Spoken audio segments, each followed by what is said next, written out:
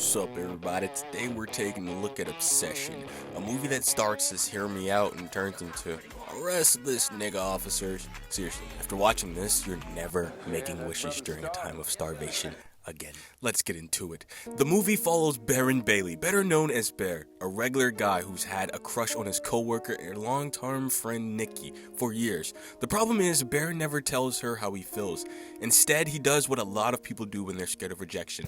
Absolutely fucking nothing. After going through a personal tragedy, Bear stumbles into a crystal shop where he finds something called a one-wish willow. This shop claims that if you snap it in half, it'll grant one wish. Now, if someone told me a stick from a crystal shop could rewrite reality, I'd probably beat they ass. Bear doesn't believe it either, so he makes what he thinks is a harmless wish. He wishes that Nikki would love him more than anyone else in the world. The important thing is, at this point, Bear has absolutely no reason to think that the wish is actually going to work. He's not trying to brainwash Nikki. He's not plotting to steal her free will. He's just a heartbroken, no motion having, no pussy getting loser saying something he thinks is impossible.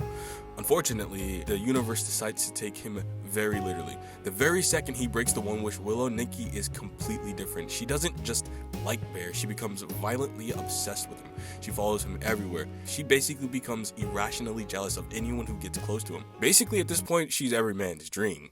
And before long, it becomes painfully obvious that this isn't love, it's possession. At first, Bear is confused more than anything. Imagine making a lame-ass wish and waking up to find out this shit actually worked. Most people would spend the first few hours wondering if they were tweaking. But as Bear slowly realizes what's happening, the movie takes a hard turn into psychological horror. Nikki's behavior becomes more fucked with every scene. I mean, anyone she believes is standing between her and Bear just becomes a target. Friends begin disappearing, people start dying, and this movie does not shy away about showing how far Nikki's obsession has gone. There are several moments where you're just sitting there thinking, yeah, this bitch is tripping. One of the movie's most disturbing scenes even involves Bear's dead cat.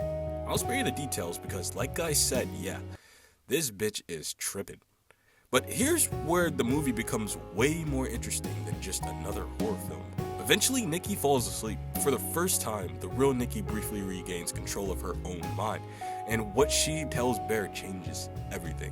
She explains that she's been trapped inside of her own body. She can see everything that's happening, but she can't stop it. Imagine being awake while someone else controls your body. That's basically the nightmare she's living. So naturally, she begs Bear to kill her. Not because she wants to die, but because she'd rather die than remain in prison while this twisted version of her stays in control. This is the moment Bear is forced to face the consequences of his wish. Up until now, you could argue, oh, he didn't know what was happening. Oh, he just thought this bitch was tweaking. Oh, maybe she's just horny. But there is no reasonable way he could have predicted that a novelty charm would actually rewrite someone's mind, making the wish wasn't, you know what I mean? Like, the wish wasn't really his crime. Now, until that one scene where this motherfucker was like, what's so bad about being with me? Nigga, what? She has never been with you. What are you talking about? That line completely changes how you see his character, because for one brief moment, Bear isn't thinking about Nikki's suffering. He's thinking about those cheeks. He's so desperate to be loved that part of him can't let go, even after learning that the woman he cares about is living through literal psychological torture because of his wish. That's brutal. And honestly, that's the point of this movie. Obsession isn't always loud. Sometimes it looks like convincing yourself that someone else's feelings matter less than your own. I heard someone say somewhere that the title Obsession is actually about Bear's obsession and not Nikki's, and honestly, that's not a bad conspiracy. Because eventually Bear realizes. So he races back to the crystal shop and buys another one-wish willow. Then after he collects it, he then races over to Ian's house. And he asks Ian to make a wish to reverse his wish. But his friend is a fucking idiot. So he wishes for $1 billion thinking Bear was just messing with him. Now, Ian gets the $1 billion and the camera pans to Bear as he accepts defeat. Now, Bear walks his bitch ass home, and as he makes it home, he sees that Nikki has dragged Sarah's naked corpse body back to his house. Meanwhile, Ian does the fucking stupidest shit I've ever seen in my entire life. He runs to his house. He runs to Bear's house. Or goes to Bear's house. I don't even know. He goes to Bear's house to tell him he won $1 billion. Motherfucker, Bear was just there. He saw He's the one who gave you the one wish willow. The final act happens as Bear finally accepts that the wish had destroyed countless lives and trapped Nikki into a living nightmare. He decides that the only way to end it is to take his own life. So he swallows these pills, and because he's such a fucking pussy, he tries to throw them bitches up immediately. But before he can, Nikki uses the one wish willow to make Bear fall violently in love with her as well. So like as the movie ends, they both kind of like are under this spell or possession or whatever, and they both love each other. But Bear had taken the pill, so he ends up killing himself.